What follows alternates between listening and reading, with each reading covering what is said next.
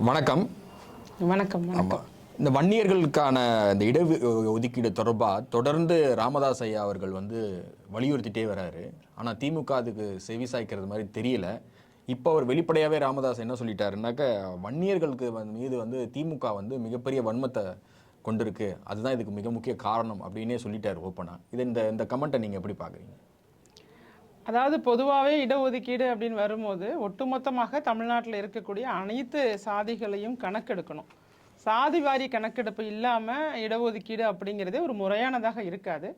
அதன் அடிப்படையில் இவர்கள் பாட்டாளி மக்கள் கட்சியை பொறுத்த வரைக்கும் வன்னியர்களுக்காக இருக்கும் அப்படிங்கிற ஒரு விஷயத்த அடிக்கடி சொல்லிக்கிட்டே இருப்பாங்க. ஆனால் இன்னொரு பக்கம் திடீர்னு மாறி நாங்கள் எல்லாருக்குமானவங்க அப்படிங்கிற மாதிரியான ஒரு பாயிண்ட்டை வைப்பாங்க. இதுதான் இவர்களுடைய இயல்பு.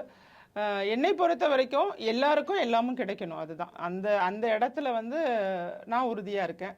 இவர்கள் கேட்பது ஓட்டு வங்கிக்காக, வன்னியர்களை கவர்றதுக்காக, அவங்க தூண்டி விடுறதுக்காக. விக்கிரவாண்டி தேர்தல் அப்போ கூட நம்ம பார்த்தோம், இடைத்தேர்தல் அப்போ அவங்க பேசுனதெல்லாம் முழுமையாக சாதிய வன்மத்தை ஏற்படுத்தக்கூடிய வகையில் பேசுனாங்க.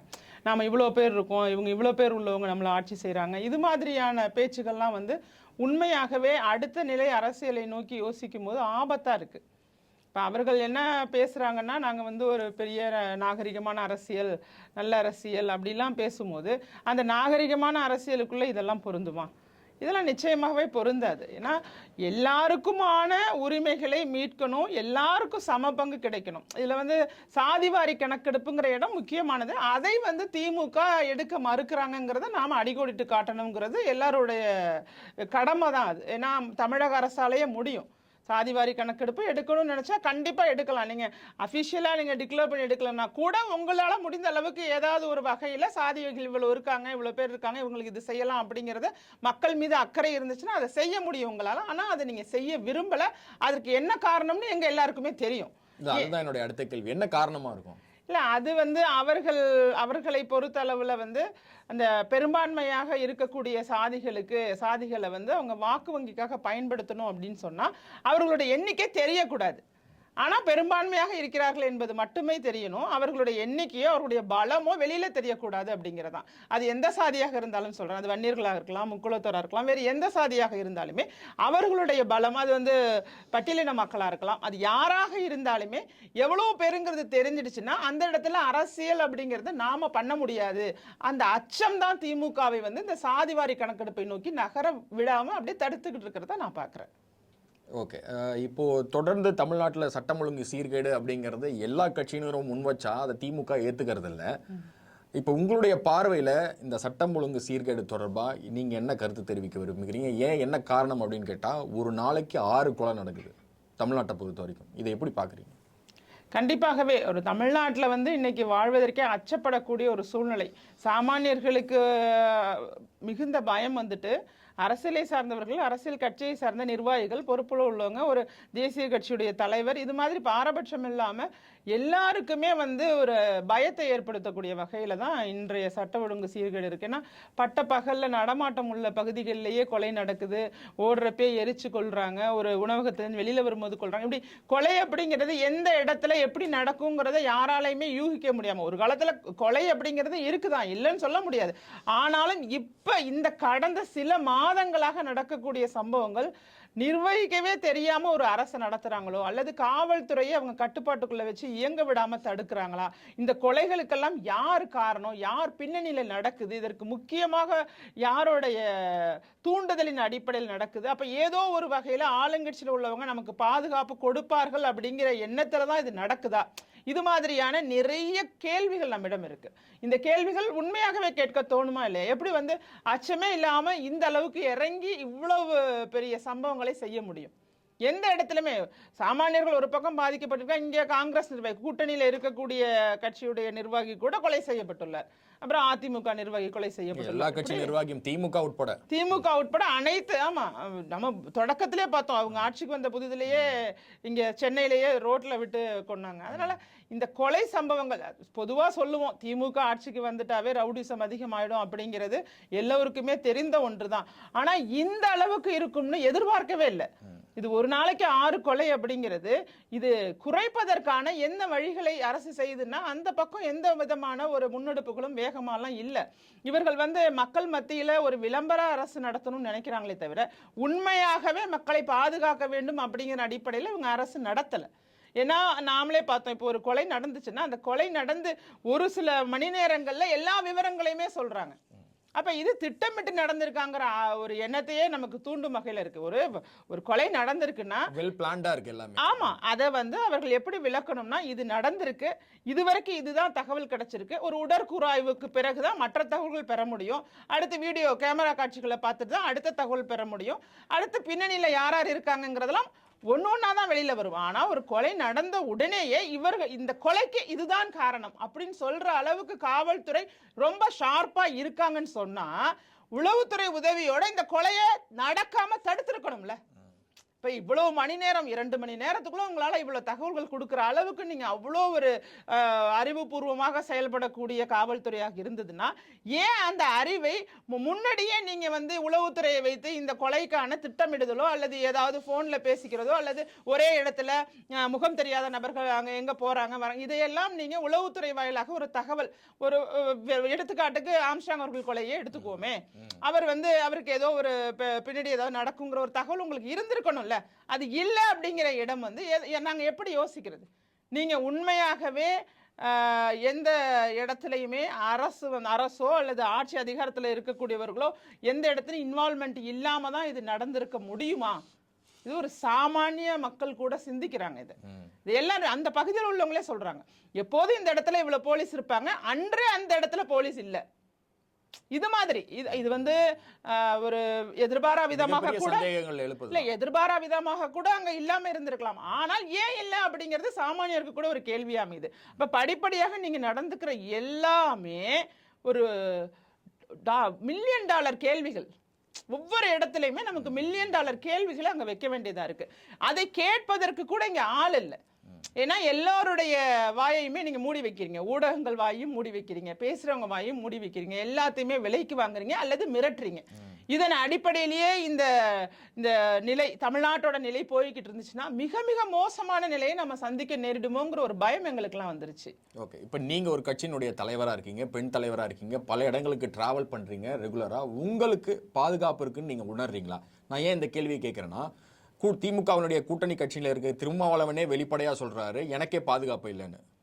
இதை நீங்க எப்படி பாக்குறீங்க? நிச்சயமாகங்க, நடக்கக்கூடிய சம்பவங்களை பார்க்கும்போது கண்டிப்பாக நமக்கு பாதுகாப்பு அரசாங்கம் கொடுக்குங்கிற நம்பிக்கை இல்லை, இறை நம்பிக்கை இருக்கு, அவ்வளவுதான். கடவுள் நம்பிக்கை இருக்கிறதுனால நாம கடவுள் நம்மளை பார்த்துக்குவாருன்னு வேணா நாம நினைக்கலாமே தவிர ஒரு அரசாங்கமோ நம்முடைய காவல்துறையோ கண்டிப்பாக நம்மை போன்றவர்களை சமூகத்திற்காக செயல்படக்கூடியவர்களை ஒரு கட்சி நடத்துறோம் அப்படிங்கும் போது இவர்கள் உளவுத்துறையெல்லாம் வச்சு நம்மளை பாதுகாப்பு கொடுப்பாங்க, நமக்கு எந்த விளைவும் ஏற்படாதுங்கிற ஒரு நம்பிக்கை வந்து எனக்கு 1% கூட இல்லை.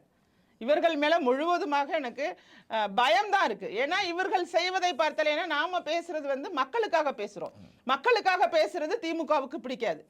ஏன்னா என்ன எல்லாவற்றையும் மறைக்கணும், ஊடகங்களும் மறைச்சிடணும், எங்க எந்த அசம்பாவிதங்கள் நடந்தாலும் அதை எப்படி மறைக்கிறதுங்கிறத நோக்கி தான் இந்த அரசு நகருதே தவிர அதை எப்படி நடக்காம பாதுகாக்கணுங்கிறத நோக்கி இவங்க மூவே ஆகல. இவங்களோட பிரச்சனையே இந்த சம்பவம் இங்க நடக்குதா, இது தெரியாம பாத்துக்கோ, இது தெரியாம பாத்துக்க, இது தெரியாம பாத்துக்க, பாலியல் வழக்குகளா இதை தெரியாம பாத்துக்க, பாலியல் வழக்கு கொடுக்க வராங்களா அந்த வழக்கு கொடுக்க வேணான்னு சொல்லு, எப்படியாவது கட்ட பஞ்சாயத்து பண்ணி நீங்க காவல் நிலையத்தோட அவங்களை வீட்டுக்கு அனுப்ப பாருங்க. இது மாதிரி இவர்களுடைய வேலை அப்படிங்கிறது காவல் நிலையத்தையே கட்ட பஞ்சாயத்து நடக்கிற இடமாக மாற்றி அங்க அவர்களுடைய கட்சிக்காரவங்களையே தான் அங்க வந்து எல்லா ஒரு போன், கள்ளக்குறிச்சி சம்பவத்திலேயே பார்த்தா கம்ப்ளைண்ட் கொடுக்க போனவங்களை வரைக்கும் கட்டுப்படுத்துறாங்க.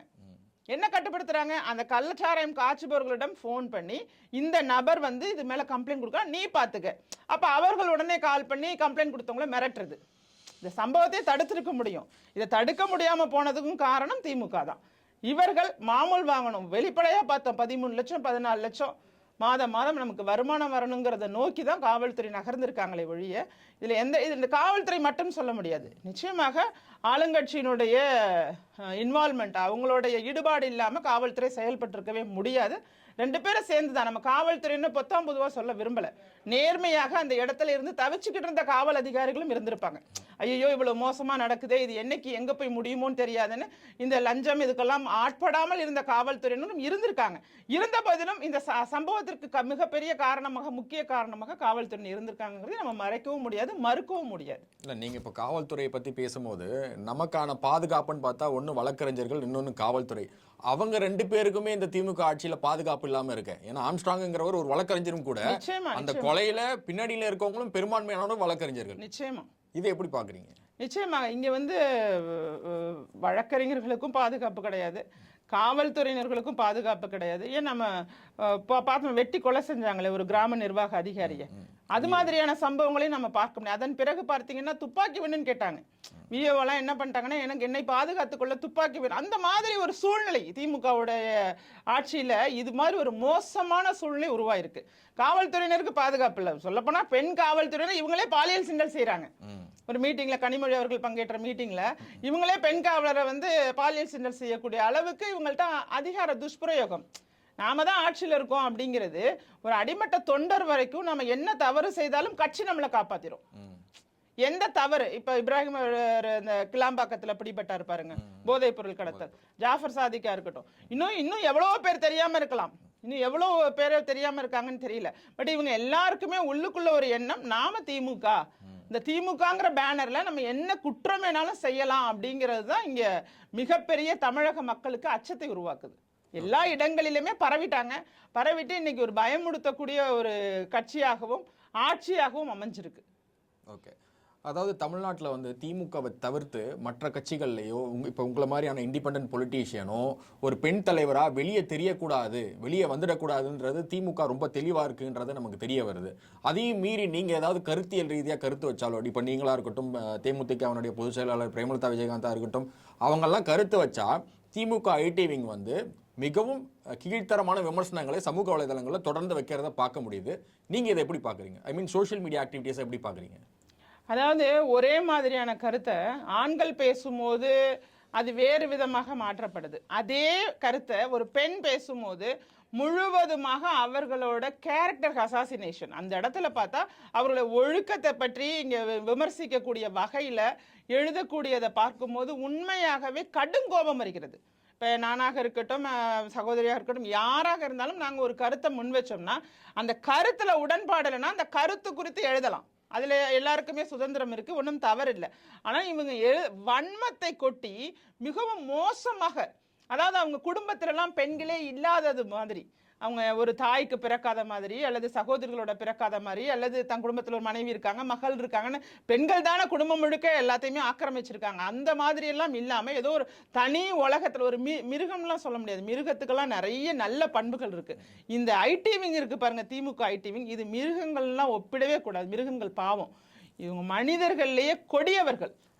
பணத்துக்காக, அதாவது 200 ரூபாய் 300 ரூபாய்க்காக என்ன வேண்டுமானாலும் எழுதலாம், எப்படி வேண்டுமானாலும் எழுதலாம் அப்படிங்கிறதன் அடிப்படையில் இயங்கிட்டு இருக்காங்க. இதை நான் வன்மையாக கண்டிக்கிறேன். கருத்தால எதிர்கொள்ளுங்க. ஒரு பெண் பொதுத்தளத்துக்கு அவர்களுடைய கருத்தை வெளிப்படுத்தும் போது நீங்க கருத்தால வென்று காட்டுங்க, அதை நாங்கள் பாராட்டுறோம். சரி, இந்த கருத்து சரியில்லை, இவர்கள் சொன்னதுல தவறு இருக்கு, இவங்க பொய் சொல்றாங்க, சொல்லுங்க, ஏத்துக்கிறோம். ஆனா அதை விட்டுட்டு நீங்க கட்டுக்கதைகளாக இவர்களை பற்றி கொச்சை வார்த்தையை பயன்படுத்தி எழுதுறதெல்லாம் எப்படி ஏற்றுக்கொள்ள முடியும்? அவர்களை பற்றின தனிப்பட்ட வாழ்க்கையை தவறா சித்தரிக்கிறது. தனிப்பட்ட வாழ்க்கை அதான் தனி மனித தாக்குதல் தான். பெண்ணுனாவே அவங்களோட ஒழுக்கம் சார்ந்து அப்படின்னு போய் அவங்களை என்ன வேணாலும் எழுதலாம்.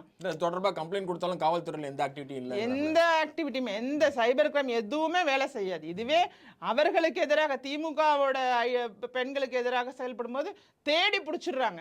எங்க இருந்தாலும் யார் இந்த மாதிரி பேசினாங்கன்னு தேடி பிடிச்சி அவங்களை கைது செய்யற காவல்துறை ஆளுங்கட்சிக்கு எதிராக உள்ளவர்களை அவங்க கண்டுகொள்வதே கிடையாது. இவங்க நம்ம நாட்டிலே இல்லாத மாதிரி பாக்குறாங்க. அதுவும் ஒரு பெரிய, இவங்க தானே பண்ண சொல்றதே, இவங்க தான் தூண்டி, திமுக தான் தூண்டுதலின் அடிப்படையில என்ன வேணாலும் பேசுங்க. அது யாராக இருக்கட்டும், அது நானாக இருக்கட்டும், வேறு கட்சியில் உள்ள பெண்மணிகளாக இருக்கட்டும், எல்லா பெண்களுக்கும் ஒரே நிலை தான். பெண்கள் அரசியலுக்குள்ள வந்து கருத்து தெரிவிக்கிறதுக்கு ஒரு தகுந்த இடமாக தமிழகம் இல்லை அப்படின்னா அதற்கு முக்கிய காரணம் திமுகவுடைய ஐடி விங். எல்லா பெண்களுமே அதை சொல்லுவாங்க. எந்த இடத்துலையுமே ஒரு பட்டியலின பெண் வந்து பேசினா அவர்கள் குறித்து அவ்வளவு கொச்சை வார்த்தை, அவ்வளோ நான் பார்த்து படிக்கும் போதே என்ன செய்யறதுனே புரியல. ஏன்னா கம்ப்ளைண்ட் கொடுத்தா கம்ப்ளைண்ட்டை வந்து அவங்க எடுத்து அதுக்கான நடவடிக்கை எடுக்கிறதுக்குள்ள அவங்க போதும் ஆயிடுது நமக்கே. இப்போ நானே எத்தனையோ கம்ப்ளைண்ட் கொடுத்துட்டேன் சைபர் கிரைமில், அவங்க எந்த வித நடவடிக்கையுமே எடுக்கல. யாராவது ஒரு 2 பேர் மேல நடவடிக்கை எடுத்தா ஒரு பயம் இருக்கும், அந்த பயத்தையும் காவல்துறை ஏற்படுத்த மாட்டாங்க. ஏன்னா அவங்க தான் உடனே முதலாளி கிட்ட கேட்குறாங்களே, முதலாளியாக அவங்க நினைப்பது திமுகவை தானே. அப்ப அது மாதிரியான ஒரு சூழ்நிலை இருந்ததுன்னா இங்க பெண்களுக்கு என்ன நிலை, அடுத்து நாங்க எப்படி வெளியில வந்து எங்களோட கருத்துக்களை தெரிவிக்கிறது, அல்லது பெண் தலைவர்களாக எப்படி வர முடியும்? நீங்க சமூக நீதி குறித்தோ அல்லது பெண்களுக்கு சமமான உரிமை கொடுக்குறோங்கிறது குறித்தோலாம் இனிமே பேசவே பேசாதீங்க. உங்களுக்கு அந்த தகுதி 1% கூட இல்லை.